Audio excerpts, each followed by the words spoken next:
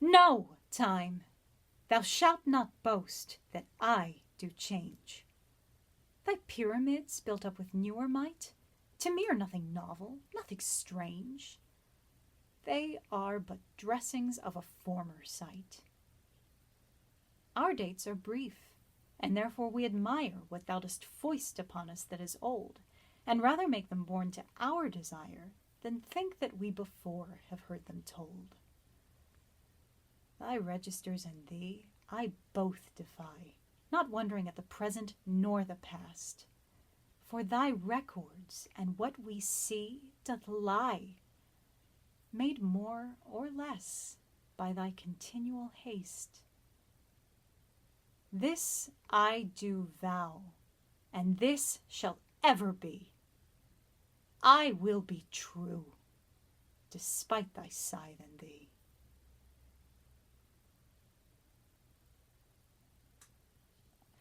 So this sonnet is Shakespeare picking a fight with time. He's personifying time. We know that because he's capitalized it, and he's speaking directly to it. And he says, no, time, you will never get to brag, you will never get to boast that you've changed me.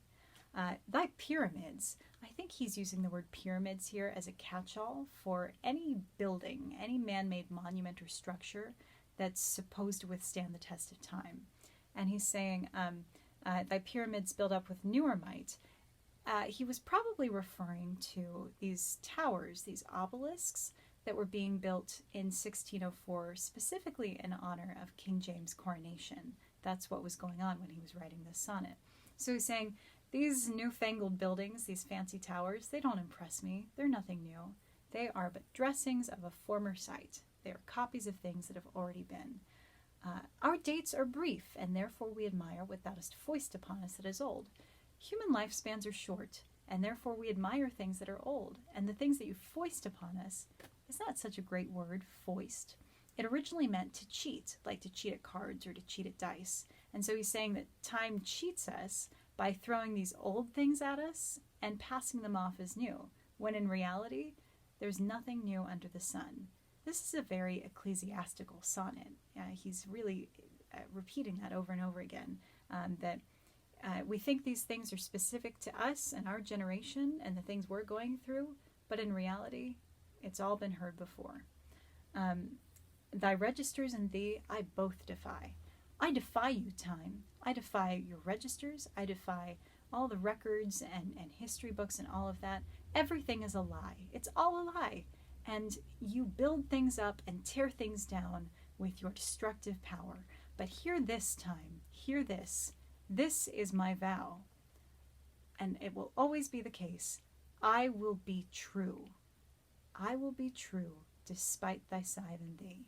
Specifically, I will be true to the man that I love.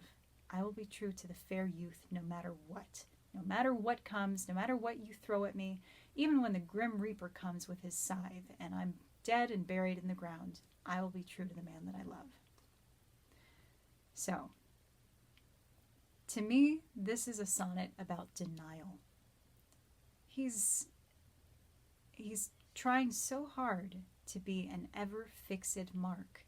He's trying so hard to be this immovable force. His relationship is crumbling, and he feels it, and he's fighting against it with all of his might. Things are changing all around him, not just in his relationship, but the world is changing. King James is coming to power. Queen Elizabeth is dead. It's the end of an era.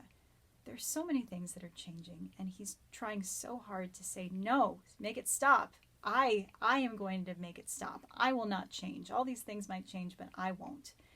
And I don't know. I think that's kind of relatable right now. It's hard when there are lots of things changing, and specifically when you're trying to hold on to a relationship that is already gone, but you're holding on with all your might anyway. Anyway, I think that's what this is about. It's pretty beautiful and sad. So that's Sonnet 123. I'll be back with more tomorrow. All my love, everybody. Stay safe. Bye.